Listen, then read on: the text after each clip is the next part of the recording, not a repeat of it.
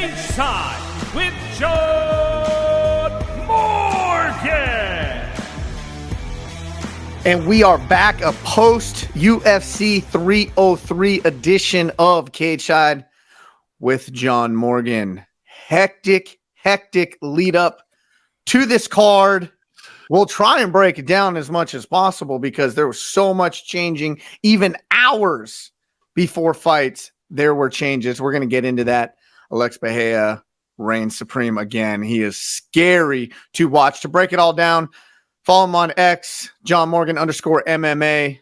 What up, man? Crazy. Like you said, chaos, man. I mean, this thing was chaos in the lead up to it, right? And, you know, everybody was trying to figure out, is the card better? Is it worse? What are you doing without Conor McGregor? Is he fighting again? All these questions. And then we had no idea there was going to be chaos during the card. I mean, making fights hours away. I mean, it's just unbelievable. Some of the crazy stuff you've ever seen. But overall, man, I thought it ended up being a pretty fun night with some, you know, some decent performances overall. I thought it was entertaining, but chaos was definitely reigning supreme all week. We're going to get into Ige stepping in on hours notice, but this is the question. I haven't really got the answer, the specific answer to this question. Okay. When did he accept the fight? When was it made official? Was it made official while the card was already started? Oh, yeah, absolutely. Absolutely. Because I know he had to weigh in. I know Executive Director Mullen had to, you know, basically bless the fight this last minute. They made a catch weight at 65. When did he come weigh in for that? And where? So, like just backstage? Yeah, backstage, exactly right. So I'm actually going to be speaking to Dan Ige here in a couple hours. So we'll have that up on Grind City Media as well, that interview. And we'll get him to relive it and explain it because we didn't get to talk to him after the fight. But yeah, my understanding is you know, he was on a massage table, you know, when the call came in and they reached out to him, and his manager, Ali Abdelaziz, was like, bro, you got this opportunity, are you in or what? And this was like 4:00. And he's like, yeah, let's do it. I'm in. And so they had to work it all out. But, you know, basically they went and picked him up and drove him to the arena. They weighed in. The big key being, of course, because there was a lot of discussion. I saw a lot of people saying, how is this even possible? Like, how could the commission even allow this to happen? But the big thing is, and you'll know from working behind the scenes, he had his medicals. All his medicals were up to date and current because he was planning on fighting in July. So because of the fact that his medicals were up to date and current, then they were able to work out the weight class situation. What I don't think a lot of people realize is the weigh-ins is actually kind of the easy part. You know what I mean? As long as everybody is close and you agree. And so that's why they said, you know, hey, we'll do it at 165. But that was the thing that made this all possible, is that he had all his paperwork up to date. Had he not had his medicals on file, had everything not been up to date, he wouldn't have been able to step in. But he did. Okay, I'm glad you brought it up because that was something I was going to bring up later. But since we're into it, let's just talk about it now, right? So I don't think a lot of people know. And since I had fought, you know, and I work on the commission side a lot, I'm kind of intimately familiar with this process. In every jurisdiction that you fight in, you have to do medicals. Some are different in certain jurisdictions than others. But let's just say across the board, you need a vision clearance, you need a blood work clearance, and then it gets into murky of like whatever else you may need. Some may need a heart test, some may need cognitive tests, whatever it may be. I don't know exactly what it is in Vegas, but since he was fighting, and these things either typically have a 6 month, 3, 6, or 1 year window on these medicals. So since Ige was scheduled to fight, I believe it's the 20th in Vegas. Yep. He had already got all that stuff in early. And so the medicals were there. Now it just became a blessing of the commission at that point.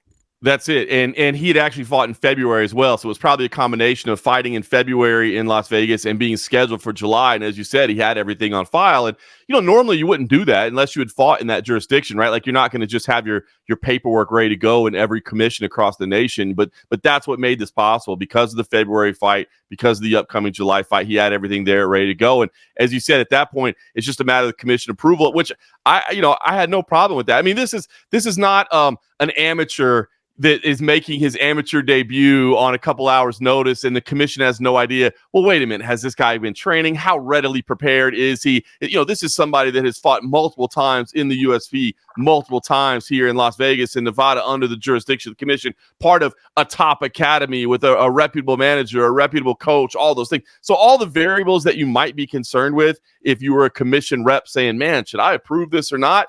He checks all those boxes. And he's not off the couch because he's got to fight in 3 weeks from that day. So he's not off the couch. Yeah, so I don't know. I saw a lot of that, kind of as the rumors were unfolding and all the reports were coming in. I saw a lot of people kind of speculating on social media like, I can't believe the commission is even allowing this to happen. Believe me, they went through the checklist and all the boxes were ticked. This was not some kind of untoward action unfolding. It's actually just a dude being a badass and absolutely stepping up on short note. I mean, this man has set the bar so high for the next time somebody's like, a week's notice. I don't know if that's enough time. And Dana and Hunter are going to be, really?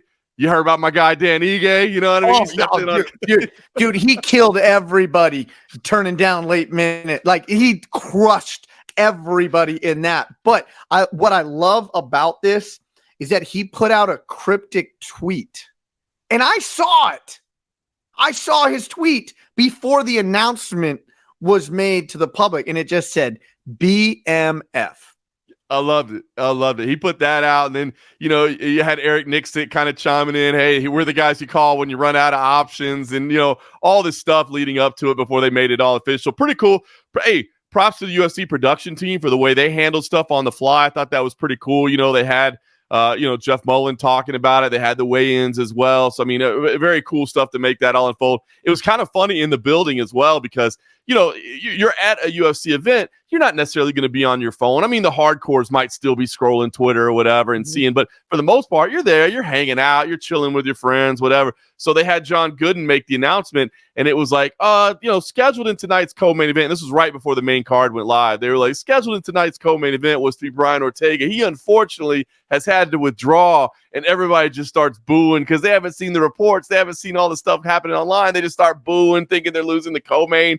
And then John Gooden says, but the UFC is going to deliver for the fans. So stepping up on short notice is this man. And they cut to the clip. It's Dan Ige. And everybody goes crazy. Like, what? Wow, this is amazing. It was pretty cool, man. It was a cool moment. And, man, I mean, just amazing. And it ended up being a heck of a fight, man. It ended up being a really fun fight. But just what Dan Ige did, man, it just, like you said, it changed the game for anybody to say what is possible and what isn't possible. You can do this. Let's not forget what Diego Lopes has done. Oh, my gosh. God, listen, both these guys should be gifted BMF belts. They really should, because a lot of people, and I think just the casuals, are going to look at it and say, oh, he got a guy who last minute wasn't training. Diego Lopes was, gifted this to save the card. Hell no. All right. 45, bam, off the table as you're cutting weight. Rumor has it he was already on weight. So now he has to hydrate up at 4:00 in the morning, right? To then hit the 155 limit. So it was scheduled at 45. Now it's going to 55 because Brian Ortega apparently couldn't, at 151, he stalemated there, right? So now we're going to do it at 55. Okay, 4 a.m. He's got 5 hours before weigh-in. He gets a call, wakes him up, and you know how throttled your body is at that point when you're cutting weight. So now he gets a little bit of water, makes that 55. The mental toll, like, how pissed would you be if you had already been there? Frustrated, right? You're like, dude, why? You couldn't have told me on Thursday. You couldn't have told me on Wednesday. You couldn't have told me on Tuesday. Like, we could have talked about this earlier.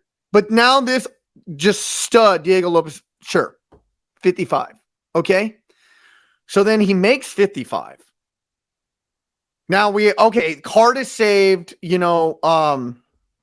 everything's going to be okay. And then when did he get notice of this? Same time. I mean, just hours. I mean, during the card is happening. The fights are already happening inside the T-Mobile Arena as word is getting around. And he said, let's go. Let's go. So he didn't get tipped off even that morning that, that his opponent was ill or anything? There was, he didn't have he did get a tip off that, hey, there's a possibility that things might be changing. So just stay tight. Would you be open to the possibility? We may lose it. This fight may have. So the entire day he's spending not knowing. Now the anxiety around that. I mean, can you imagine? You don't know. You don't know if you're going to have a fight. And oh, by the way, if you do, we're not exactly sure who it's going to be yet. We'll try to keep you posted ASAP. And at what weight and at whatever, right? So we have no idea. I mean, I would say conventional wisdom would say that, 9 out of 10 coaches would be like, yo, or managers for that matter. Hell no. Like you can't do this at the last minute when you've already done this to me at the last minute, right? So when true. you already put me in a short notice fight, like you just can't do this to me. So that's true. not what Diego Lopes said. Everybody deserves credit. You're right. Jason House is his manager at Iridium, to sign off on that and say, yeah, man, we think this is a good idea. I mean, his coaching staff everybody involved deserves credit. I love what you said. Just give them a BMF belt, right? Like they already proved it. They don't even need to fight for it. They proved, man. That's what it's about. I mean, dude, how many people say anybody, anywhere, anytime, right? But like, this is proving it. Because as you said, I mean, hey, man, we got this fight for you. It's only 2 weeks from now, but it's going to be a co-main event. Are you in? 2-week notice? Yeah, I'm in. And then you get there and it's the week of, and it's like, hey, yeah, weight class is changing. Not a problem. Oh, okay. Hey, opponent's changing and the weight class is changing again. Not a problem. I mean, just yes. I'm in. Let's go. Let's do this. Stud. Absolute stud. I need people to be explicitly aware of the fights within getting to a fight.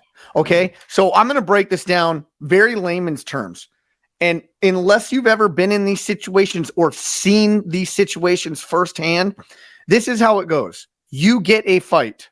The first fight you have to win is making weight. Okay. That is such a mental toll on you, all while trying to train, while you're dehydrated, while you don't have proper nutrition in your body, proper calorie, with a calorie deficit. That is so mentally taxing. Then you have to make weight, right? Then you get a win. You feel better. Now you have the fight, the anxiety. You had the anxiety of the fight the whole time and making weight. Now making weight is off your plate. Now it's just anxiety of the fight. Okay. He had to make weight twice. So he had those two different anxieties. One time being woken up at 4 a.m, the morning of the weigh-in. Okay. Then that's going to throw off just your mental focus in all this. Okay, now you have you made weight. Brian Ortega, you guys are set. Okay, we're off. No more problems. Okay, so fight day, and I've experienced it myself, not only in MMA. I fought a little bit of MMA, had a few fights, but I've also experienced it in high-level grappling matches. Once you make weight, now your focus shifts. Right now I'm dialing into the fight. I'm mentally preparing for this fight. I'm running through scenarios. I'm trying to keep my heart rate down. I'm trying to stay calm all day. I'm not trying to think about it too much and getting amped up because that's going to drain my energy, because guess what? I just made weight the day before and I got to conserve all the amount of energy I need to. Oh, but then you throw all this other stuff while I'm mentally focusing for a guy in Brian Ortega who's a stud. That's off the table. Now I know nothing. I haven't even looked at film on Dan Ige. All I know is his name is 50K because he takes people's heads off.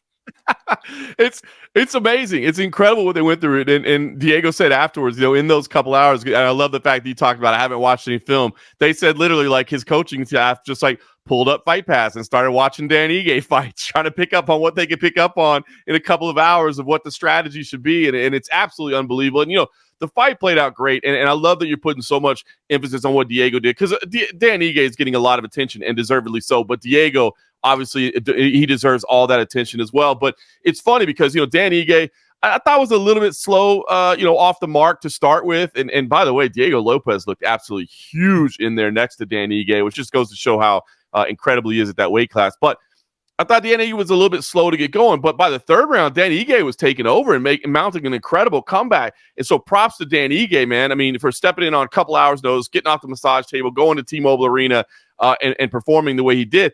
But I just want to make sure, because I'm sure there's probably some people that are like, boy, Diego Lopes was fading a little bit in that third round. Maybe we have to worry about his cardio. He's been getting all these first-round finishes. Maybe he's a guy that's a question mark late in fights. Man, throw that out the window. You laid out why the scenarios were so against elite level performance late into that fight. The anxiety, the weight cuts, the changes, it's draining your energy. Weight either.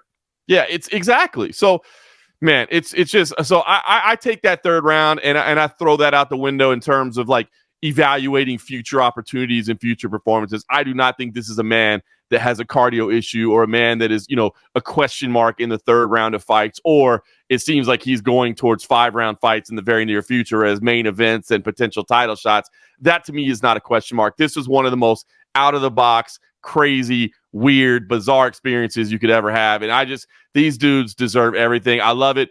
Diego Lopes after the fight said, "Hey, I want to fight at the Sphere." Dan Ige said, "I want to fight at the Sphere too." At the post-fight press conference, I asked Dana White about that. And I said, "Look, these guys both said they want to fight at the Sphere. What do you think?" And he said, "Absolutely. These dudes can have whatever they want, man. These are the types of fighters we're looking for, man, that will step up and do this kind of stuff. Whatever they want, they can have it." So looks like maybe a Sphere booking against different opponents for both those guys. That was my next question, because originally Dana White said, "Yeah, I hope he could stay on that 20th card." It seems a little far-fetched, right, to really be able to stay on it. But I love that matchup. Chepe,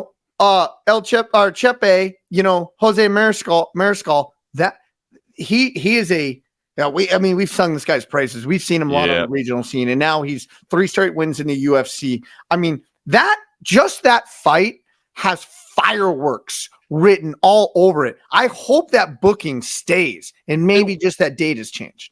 It would be interesting, right? Because, he even said, "I'd like you to fight on the 20th. I mean, you could conceivably fight July 20th and then turn around and fight in September as well. But that is an awfully quick turnaround. But we're talking about a dude that just accomplished something incredible. You know what I mean? He showed a willingness. To me, it wouldn't be a lack of, willingness or mental desire. It would just be like, do you come out of that July 20th event with any injuries? You know what I mean? Well, and are you coming out like with this one, like his legs got battered, right? His legs he's not going to be able to train for at least a week. Yeah. And high level. Not exactly. So here's the deal. Here's the way you look at it, right? You just got this paycheck. I'm sure a little extra money came your way as a thank you from the UFC, right? But July 20th is a paycheck. In September, I believe it's the 14th is the date of the Sphere show. September 14th could be a paycheck as well. So you could look at it that way, but you're running a risk if you take that July that September doesn't happen. And man, I don't know if you saw Dana White talk. I mean, his excitement level is through the roof for this Sphere card. We got to see the exterior artwork for the first time this week. They kind of rolled that out. We got to stand over at the Wynn Country Club and see it as they unveiled the exterior artwork. But he was talking about, this is going to be such a one-off show. They're multi-million dollars into production already, and they're not going to be able to do this again. So this is going to be a one-time event. So I might say, normally I'm like, hey, go collect that money because nothing is guaranteed, right? Bird in the hand, worth more than 2 in the bush, right? Take that guaranteed money. But this might be the one time where I say, you know what? If they offer you July 20th, stand down. You got that spot on the Sphere. This is a one-time card. It would be amazing to be a part of it. So we'll see what strategy he takes. I do hope it's against Mariscal, though. Like, I love that fight. I love that fight. I like that idea. That would probably be what I'd push for as well, because like you said, that's got fight of the night potential. So if you could put that matchup together, and it makes sense, right? Chepe would love to fight on that Sphere card as well, right? So why not put that matchup together? Do it. You know what I'm saying? It makes sense to me. I'd make that fight. There you go. One fight down for the Sphere. All righty. Let's now go to the main event. I know it seems weird, right, to start with a co-main event, but it was so awesome, though. Like, so amazing. So amazing. But Alex Pereira, again, another pretty vicious KO victory, making it his second title defense at the light heavyweight division against Jiri Prochazka, who didn't look competitive.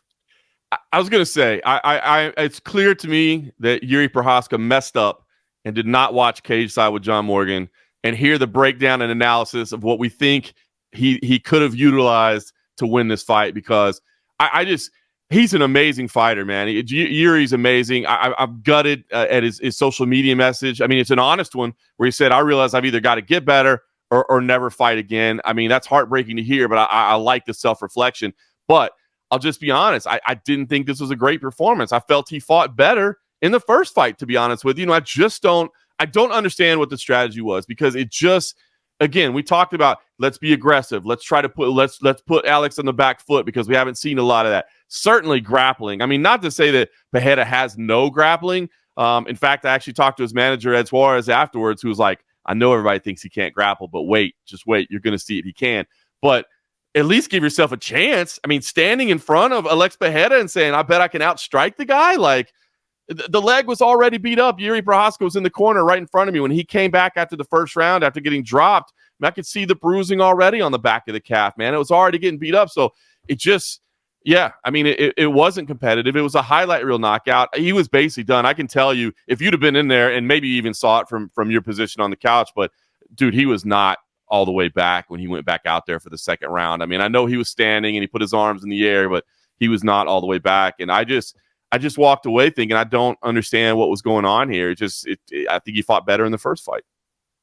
The threat of closing that distance, and we don't think that a guy like Jiri is gonna like get worried about anything, but I think it was clear that he was worried about closing that gap because what happened his first fight, right? He had a lot of success closing that gap until he didn't have success closing that gap, and he got clipped with a hook that dropped him to his knees. It eventually led to the elbow finishes, right? But it was that closing. So me and you both said that's still his best path to victory, and he has to do it consistently, and he can't give that distance up once he has it.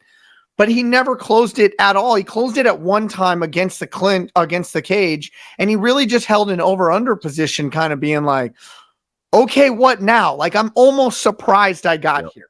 Yep. Yeah.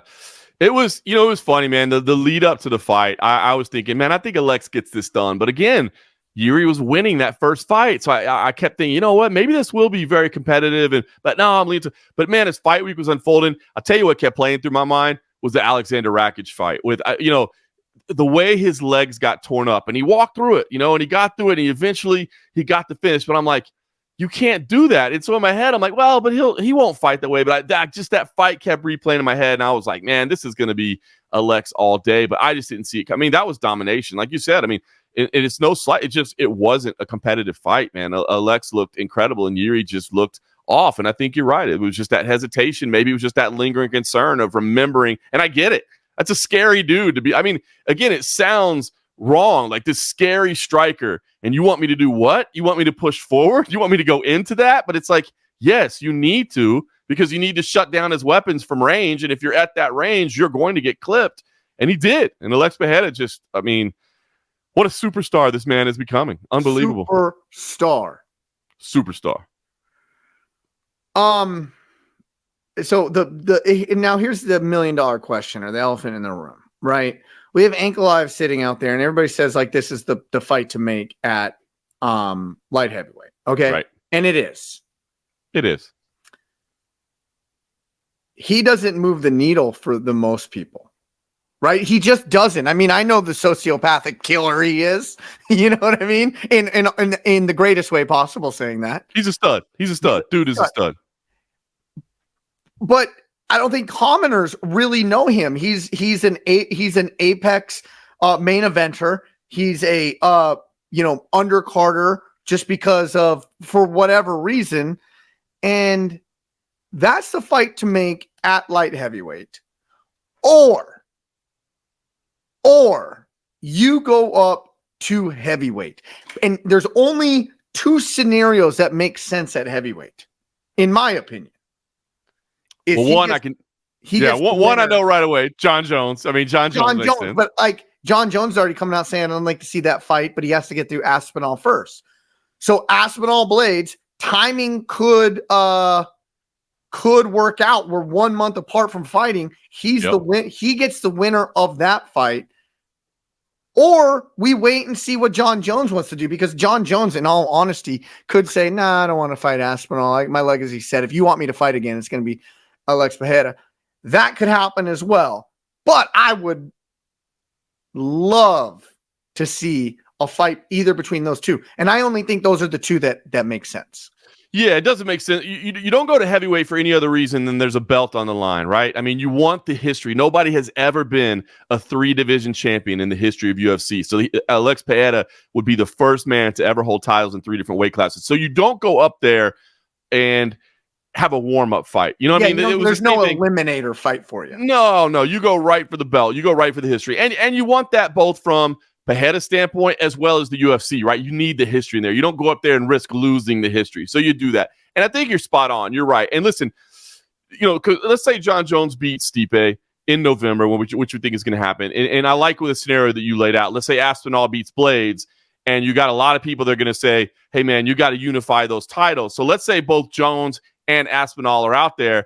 I think Pereira can absolutely say, give me Jones. And I think Jones can sell that, right? I mean, I get it. Some people would say, Jon Jones, are you avoiding Tom Aspinall? I mean, he's the interim title holder. You got to unify the title. And it's real easy to come back as John and be like, no disrespect to Tom Aspinall, but this is the guy that's the scariest dude on the planet. This is the dude that's, trying to make history and knocks everybody out. Global superstar.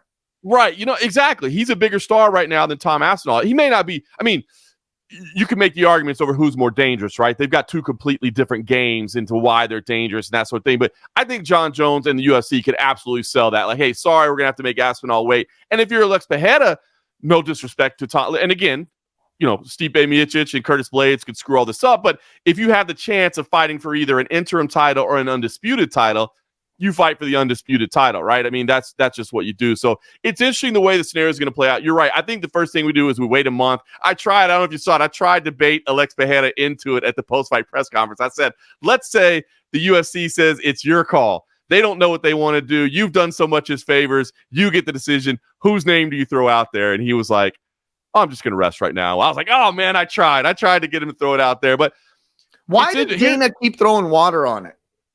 Well, I think the reason Dana kept throwing water on it is because you have 2 heavyweight title fights lined up right now. Now, we don't have one official yet. I mean, this is what keeps playing out to my head, right? Is why would we talk about him moving to heavyweight when, as you said, in July, here in a month, we've already got the interim title fight set. We're pretty sure November Madison Square Garden is going to be the other title fight. So why, if we already have this 4-man tournament set up, unofficially, do we put this 5th name in the mix as well? So that's what I think. That's what I believe. But I'm going to tell you what right now, Eric. Here's what I think is really weird about this situation right now is, and we've talked a little bit about why I think the logic is, but right now, I think if most people were given the power of playing matchmaker, casual or hardcores, and you said, who do you want Jon Jones to fight, Stipe or Aspinall? I think most people are saying Aspinall, to be honest with you. I think most people want to see the Aspinall fight. Now, if you throw Pereira's name in the mix, guess who it's going to be? It's Pereira. So you now have 2 fights that I think most people would rather see rather than the one that you're going to have for Jon Jones, which I think is a weird situation. But you and I have talked about before, and I'll just review for anybody that may have missed that episode. I firmly believe that both Jon and Stipe are saying, I'm not fighting anybody else but the other guy. So if you don't book them against each other, one or both of them retires without you getting either one of them fighting. So for that reason, I think those guys are so locked in that the UFC says, all right, guys, this is the only fight you want. We'll make it. And then we'll try to convince you that there's something else afterwards that keeps the winner around. Because it very well could be a double retirement if that fight happens. But, we throw out some other names. I think that's why they're so good. But that's what's weird to me right now, because I honestly believe there's 2 fights that most everybody would rather see for Jon Jones than the one he's probably going to have in November. He's going up to heavyweight. It just is what it is. Like the Ankalaev fight, yes, he deserves it. It's just not the draw. So do you think if you're that camp or if Izzy somehow we can get a trilogy. Yeah. Izzy. So you're saying don't do the Ankalaev fight at all? Because that's what I want. I mean, if you're going to have to wait till November, but gosh, you also know that you're the guy they call on when they need you to fill in for something real bad. So just, normally we say, well, why wait for November? Because then that means you might have to wait for May before you actually fight, but they're going to call on you. So you think just sit out and wait. And I mean, certainly you at least wait to see what happens with Aspinall and Blades, right? Because that's only a month away. So you wait to see what happens there. Here's if I'm crystal balling it, here's what I think happens. Okay. We know Jon Jones ain't going to do a quick turnaround in November if he wins and if he decides he wants to fight again. Correct. He ain't going to be like, yeah, book me for 3 months from now. Yep. No. Correct. So late July, okay, August, September, October, late November. We're at 4 months there. Let's give Jon, at best, case for us fans, 6 more months, right? That puts us at 10 months from now. Right. Before we could even sniff an Aspinall Jon Jones fights, if that's what came to pass. Right. The likely scenario in my head, if Aspinall gets by Curtis Blades in 1 month, we give it 3 months, or like the January card, Tom Aspinall, Alex Pereira, #1 contender fight to meet Jon Jones sometime in 25. I just don't see Jon turning around and say, yeah, 3 months. And you think Aspinall in prime earning superstar years is going to be like, yeah, let me sit on the shelf for another 10 months. Yeah, I agree. And you know what? I think you're right about that. I think you're laying out the scenario right. And then here's maybe what you do. Because I mean, Alex Pereira to move up to fight for an interim title, it's still a title. It's still technically a third belt, a third weight class. But I think a lot of people would see that as an asterisk. But let's say Jon Jones does win in November and he retires. And maybe the UFC, I mean, look, Jon Jones has been stripped or given up a title so many times, I don't think he gives a damn anymore. Most people would say, I'm not retiring. I'm not walking away from my belt. Absolutely not. I think he would. I think the UFC behind the scenes might be like, Jon, do me a favor. Say you're retiring. Just retire. And if you want to come back, when you come back, no, you will fight for the undisputed title. But by you retiring, that allows us to make Aspinall versus Pereira for the undisputed heavyweight title. Then there's no asterisk. Then there's actually history on the line.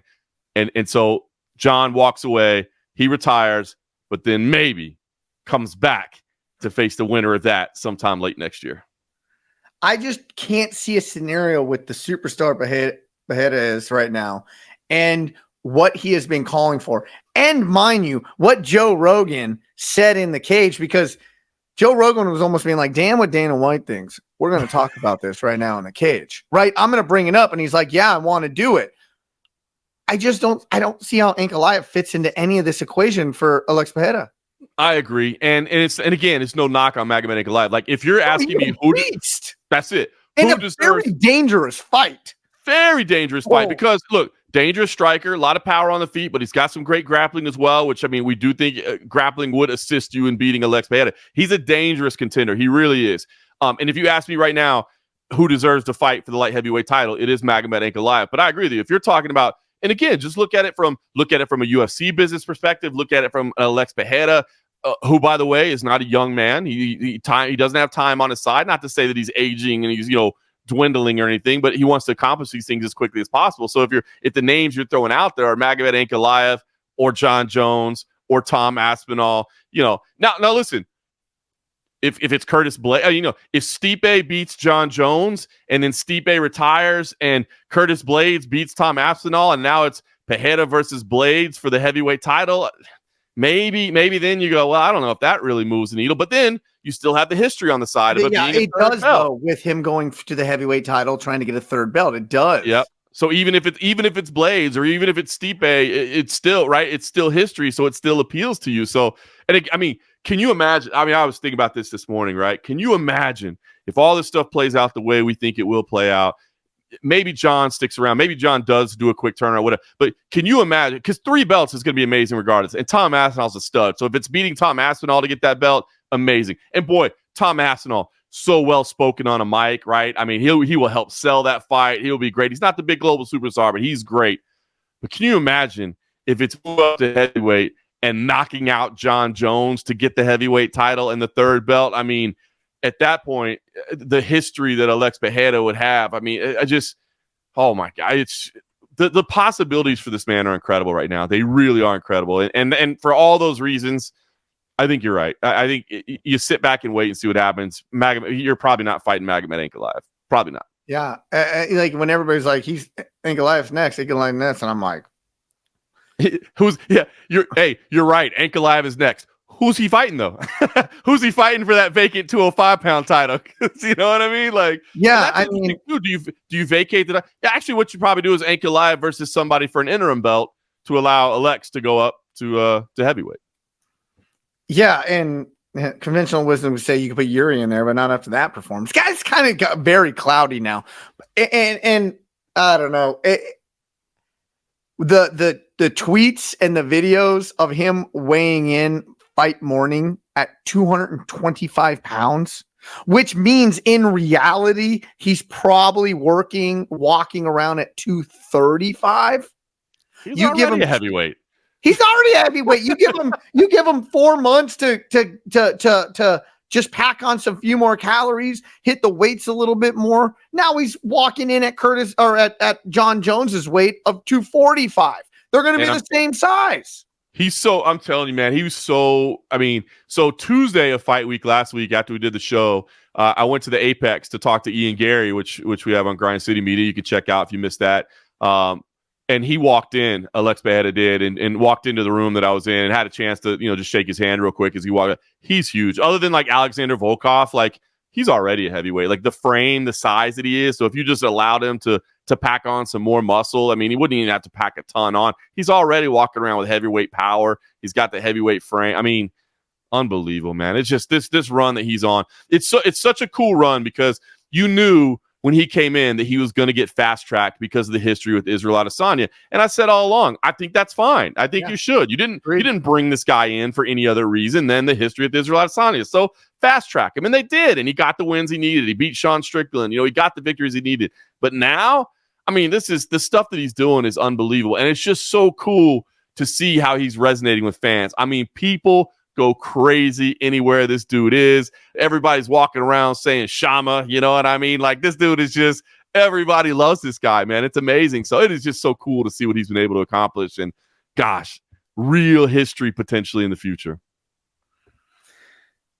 The what ifs around this are abundantly clear, but what's not abundantly clear is what is going to happen. Because I honestly think Pereira can call a shot too. 100%. He has stepped in for the company. But I meant just from the fans. Oh, 100%. The fans, whatever he wants to do. I'm telling you right now, like, I think a lot of people want to see him face Jon Jones. I mean, I do. I want to see him face Jon. I would absolutely substitute him in right now for Stipe. No disrespect to Stipe. I'm not taking away from what Stipe has accomplished and what he means to the sport and his record. He's been out for so long and he's of a certain age at this point. Like, I would love to see Madison Square Garden, Jon Jones, Alex Pereira, history in the making. I mean, dude, how amazing. In the garden. I mean, I would love that's Ali Frazier. Jon Jones is coming in, the GOAT. Everybody, I mean, Pereira's got to come in first. The challenger comes in. I mean, the crowd goes nuts. And then, oh, by the way, Jon Jones is following behind him. I mean, I'm getting chills right now thinking about it, man. Like, legit. Is there a scenario? Okay, well, answer me this then. Is there a scenario, not that we hope for it, let's say Aspinall wins. Yep. Let's say Stipe has to pull out a month early. Right. Is there a scenario that the UFC would leapfrog Aspinall and put Pereira in that spot? Yes. That's what I thought. Yeah. That's the path. Well, let me see. Is it a company that's known for trying to maximize profits? Then yes, they do that because look. And I love Tom Aspinall. Like, let me get that straight. I love him as a fighter. I love him as a dude. Like, he's so quick witted, and I love the guy. But the money fight right now, it's Jones and Pereira, man. That's the money fight right now. That's the one that gets everybody talking. Everybody heard it here first. Grind City Media, Cageside with John Morgan, Pereira, Jon Jones, Madison Square Garden, November. We just booked it. We just predicted it. And hopefully, Stipe is recovered and fighting a month later. So, you know what I mean? Like, I don't want to disrespect Stipe, but bro, I'm thinking about those walk-ins. Like my favorite fighter. Like for all the reasons I said, the family values that this, I love that about those type of fighters. Still, that doesn't change. But you heard it here first. You heard it here first, everybody. Can you imagine? I'm thinking right now, the ceremonial weigh-ins. You know, Alexis got all the face paint on and the headdress the way he does. And you know what Jon Jones does? Jon Jones always looks to the ground. You know what I mean? He looks to the ground. But that'll be one of those ones, just like he did with Sturgon, where he'll look to the ground and then he'll look up straight in the eyes, bro. And, bro, he'll be right here with, I mean, the electricity that would be on that stage, man. Lex doesn't blink at all. Stone face killer, like not moving at all. Blink. I mean, it's gonna happen. I want to see it. Happen. I know me and you are not alone in this cinema. I know it's not just the two of us. I know there's nobody listening to this right now going, those dudes are crazy, man. What are they talking about? Nobody wants to see that fight. Everybody wants to see that fight. And the more and more we talk about it, the more and more I think it could be it's very plausible that happens. Mm-hmm. I think so. And again, UFC is trying to make the biggest fights possible. To me, that's the biggest fight. They got to prove their market cap to Endeavor. That's it. They got stockholders to answer to. You know what I'm saying? They got some numbers to clear. Let's do it. I'm telling you, that's the one. That's the one. With all this craziness that happened, one fight that stayed pretty consistent, and truth be told, a fight that on the whole card I was probably most excited to watch, just because I wanted to see how length and possibility and future upside growth was gonna meet a very awkward opponent in MVP. Is it Ian Garry MVP fight? And for the most part, people aren't going to say it was the great fight it was. I was thoroughly entertained by this fight.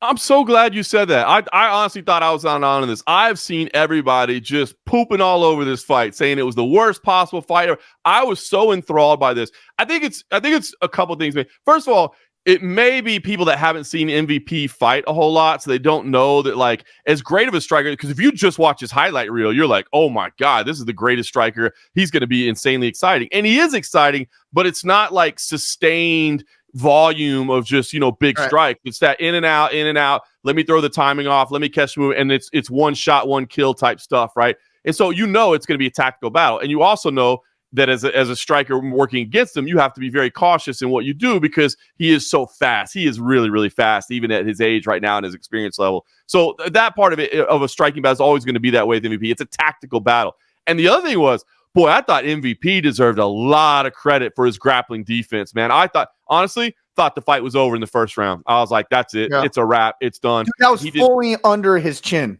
100% under his chin. I'm like, that's done, man. And Ian kept changing the grips on it. You know what I mean? Going with different options, variations, and could not get the finish. MVP did all the right things, pulling down the arm, turning it. I mean, all the right. So I thought MVP deserved a heck of a lot of credit for his grappling defense. I'm so glad you said that because is it a fight that I want to go back and watch over and over and over again? No. Is it a fight that if nobody's ever seen MMA before, I'm like, hey, watch this fight and I promise you'll be a fan? No. But I didn't think it was a terrible fight. I thought it was a very, very tight tactical battle. And when it was over, I wasn't even exactly sure who was getting their hand raised. So I thought there was a lot of intrigue in it. So, yeah, I mean, I think if you're looking at if you're a person who literally loves stylistic calculations in real time and not just car crashes, I think especially if you had high level knowledge about these fighters, it was a fight that you really enjoyed. And me and you both fit that category, right? Sure. So that was a fight that we really enjoyed. With that being said, let's get to the decision. Ian Garry, unanimous decision, 29-28 across the board over MVP. How did you score it? I scored it 29-28 for Ian Garry as well, exactly as the judges, giving him round 1 and round 3. And to me, the key moment was, I think, basically a tactical mistake by MVP, which was to get up and to allow a scramble. Because it was really interesting to me. Ian Garry was working from bottom position. And he at some point, he has a figure 4 around the body on the bottom, and he's not really working hard to get a sweep. Not saying that he wasn't looking for it all. And again, maybe more credit to MVP's grappling. But I thought there was a mistake when MVP kind of backed away and allowed a scramble. Ian Garry got to the back and spent the last portion of that round on the back in the dominant position. And so because of that, I felt there was a bit of a tactical mistake by MVP, but I awarded the third round to Ian Garry based on basically that finishing in the dominant position. I got to preference this with saying that I didn't watch that fight as a judge. Right. Okay. Now, when I judge fights, I view it through a different prism. But now as I was watching it, I know most people are going to disagree with me, but I think MVP won that third round. And I'll tell you why. The classifications that we go through, right, is damage, control, fight ending sequences. Those are kind of the big three, right? Right. Damage, MVP. Fight ending sequence, neither. Control, 50-50. Now, a more dominant control for Ian Garry because the dominant control was on the back. Right. But he never was even searching for the choke on the back. He was trying to ride out the position. Not only he wasn't searching for it, he wasn't even in a finishing position because he was so high up on the back. So at best, he may have been able to pull off an armbar there, if it would have came over the top, but he wasn't getting a rear naked choke there because he was so high. So I look at it. MVP had more strikes, not only standing, but in the grappling exchange because MVP was on top. I don't know what the duration of control was for both people, but I'm going to venture to say MVP had more control time. And then now it just says, how much weight do you give back control for somebody who's not trying to finish a fight or even advance, take him to the ground? He just wants to hold on to the control because he knows conventional wisdom is going to say he's going to get the win if he does it. It's interesting because I pulled up the stats, and actually stats are even shocking to me. Now I got to go back and watch the round again. Significant strikes. Actually, Ian Machado Garry had 8. Michael Page had 5 in round 3. Total strikes. Ian Garry had 28. Michael Page had 14. So he outstruck him in both total strikes and significant strikes. And don't believe your lying eyes. Don't believe your lying eyes. Now I got to go back because as you were saying that, I'm like, yeah, that sounds right. And then I pulled up the stats and I was like, whoa. And the control time was actually very, very close. But Ian Garry did edge out the control time as well, 156 to 137. So it's very, very close there. 19 seconds difference between the two. In real time, I gave it to Ian Garry because I just felt like MVP didn't do enough with that top position that he did have and the control time that he did have. But to your point, it's not like Ian Garry did a whole bunch of back control on either. The bottom, I can guarantee you 90% of those significant strikes happened when he was on the bottom, pushing the head and trying to do this weren't really effective. And that's why I get into like, what the heck is a significant strike? Because, Michael, MVP jumping in and cracking him with one significant strike is more significant than 10 of Ian Garry's significant strikes in the fight. This is true. This is very true. Yeah, I mean, this is why you can't use stats alone, right? Numbers alone don't tell the story. It was a close fight. Just out of curiosity, what were significant strikes in round 2? In round 2, MVP had 14 and Ian Garry had 9. And in round 1, it was 2 apiece, actually. So, but you would say that, okay, this kind of goes to my point a little bit because everybody would say that MVP dominated that second round. Right. Absolutely. 4 significant strikes. And it was, exactly. And Ian Garry had 1:41 of control time in that to just 15 seconds. So, yeah, I agree. It's interesting. And I'll be honest with you, like I said, I gave it to MVP. I was almost a little bit surprised that all 3 judges, to Garry in round 3. I was almost a little bit surprised that all 3 judges did as well. Not that, I hate when people say that should have been a split decision. Like, what? I mean, people should disagree on it, but I just assumed it was so close that people would disagree on it. You know what I mean? I never understood that. Like, wow, it's not a split decision. And I'm like, I never understood that because I think you're thinking of like a draw instead of a split decision. That is one of my biggest pet peeves in the world is when I say that should have been a split decision. I remember Brett Okamoto, when he was still working for the Las Vegas Sun, obviously works for ESPN now. We used to joke that because he'd sit on press row with me, And we sit next to each other a lot. We always joked about like starting a podcast called like the clear split decision. You know what I mean? Just like, that's a clear split decision. Like, what does that mean? You want the judges to disagree with each other, which is going to put more chaos into judging and give people more ammunition to say the judges don't know what they're talking about. Shut up. It's clear the judges should not agree on that. Like, come on, man. Yeah, it's crazy. Close fight. I'll tell you what.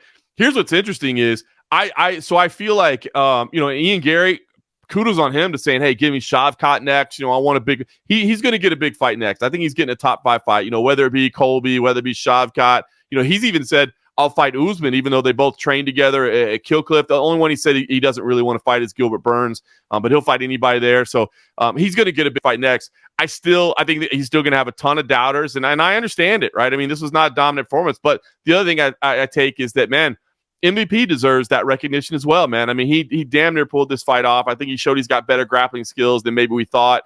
He was amazing at media day, amazing at the press conference. MVP deserves to be in the UFC right now, and he deserves elite level competition. So if there was any lasting doubt about MVP, is he just the Bellator guy with the blown up record, that was fighting cans? I think he went out there and proved that he deserves some recognition as an elite level fighter as well. So it was a close fight. I didn't hate the decision.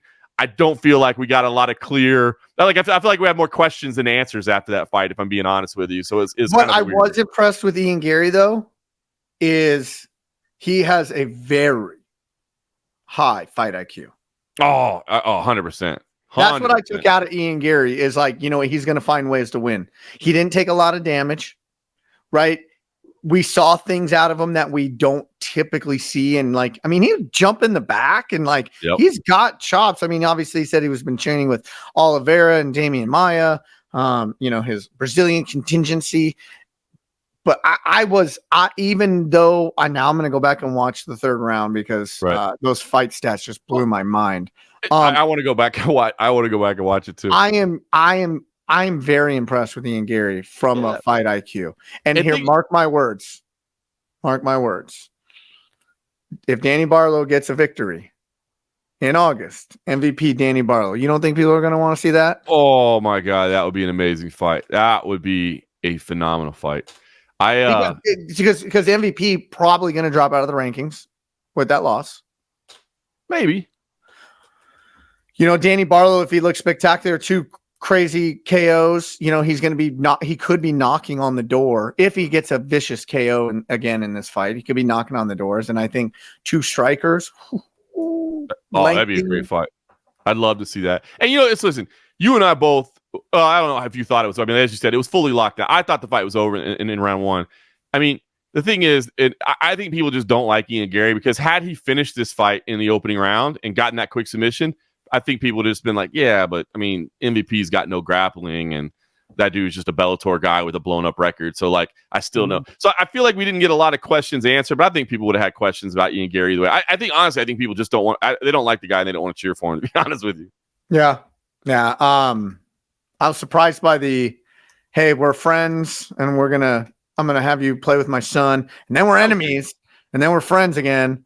And then we're enemies. That was the buildup during fight week was a little weird for me. It was weird. It definitely was weird. But keep an eye on Ian Garry, man. That's one of the reasons I talked to him last week for Grind City Media. Was just I think he's a name that people need to know, love him or hate him. And I like the guy. I actually do like the guy. He seems charismatic as hell. He's very charismatic and he's so well spoken and he's just I enjoy hearing from him, man. I know a lot of people don't like, and it's such a tough position, right? Because people are like, oh, you're just a Conor McGregor wannabe. Like, I grew up in the same town as him and, idolize the dude. I probably have patterned a little bit of myself after my idol. He makes no bones about it. Yeah. You know what I mean? So I hate when people kind of hate on him for that. Well, dude, I'm a kid from Dublin who grew up watching Conor fight and he inspired me to do these things. So yeah, I'm going to act a little bit like him. It's a shame that Conor had to withdraw from the guy. I know that meant a lot to Ian Garry, man, to be on this card with Conor McGregor. That would end. I love that question in response of how you guys went through it on last week's interview. But man, hectic. The chaos of 303 is now behind us. Yep. The last thing I got before we jam out, Chandler at the press conference says he wants to fight McGregor at the Sphere. McGregor the whole time is saying McGregor at the Sphere. I don't know if it's going to be Chandler or not, but that's what his words. Dana White says, I'm not even talking about Conor McGregor until he's ready to fight. But yet we don't have cards announced for the Sphere yet. Yeah. With Chandler saying it now, I don't know. I think it's a viable opportunity if we're going to maximize that. We've already spent $17 million in production costs. This just makes all the sense in the world. Now again, let's put that caveat out there. I don't know if it's going to happen, right? But I think the UFC very well may have backed themselves into just an amazing opportunity, right? Because, so we saw the Sphere, right? We had this media mixer in the week. They saw the exterior of the Sphere for the first time. It was amazing. It was beautiful. Alexa Grasso was there, right? Alexa Grasso, her fight hasn't been announced yet. And we asked her, hey, so what about this? She's like, I'm so happy to be a part of this. And we're like, oh, is it official? She's like, well, it's not official, but I'm definitely fighting there. We assumed it was Valentina. Valentina is saying, I don't want to be a part of Noche UFC because I don't feel like it gives her home field advantage. Alexa said, fine, I'll fight Manon Figueroa instead. So, okay, cool. We're going to have a title fight there. We know it's a Mexican Independence Day celebration. But I went and I asked Alexa Grasso, what do you think about Conor? Like, if Conor McGregor was on this card, I mean, Dana White has said this is a celebration of Mexican Independence Day. He went on to elaborate, oh my gosh, this is going to be a love letter to the history of Mexico and to the culture and the people and all these things. It's a big celebration of Mexico. Now, does that make sense to put Conor McGregor, the Irishman, and Michael Chandler, the American, on a Mexican Independence Day celebration card? No, it kind of doesn't. But I asked Alexa Grasso, and she said, I would love for it. As the only Mexican champion in a card celebrating Mexico, she said, bring it. I love the idea of it. The biggest star in the sport, bringing more eyeballs to our celebration. Let's do it. So she's in for it. I don't think anybody's going to argue with it. And you just laid it out perfectly, right? The UFC is talking about multiple $1 million that they've already laid out for production. They want it to be the biggest gate of all time. The Sphere is the star, of course. But if you can add Conor McGregor on there as well. Let's add in as well that the Sphere card is presented by Riyadh Season, Saudi Arabia. Saudi Arabia is giving millions of dollars to be the title sponsor of this event.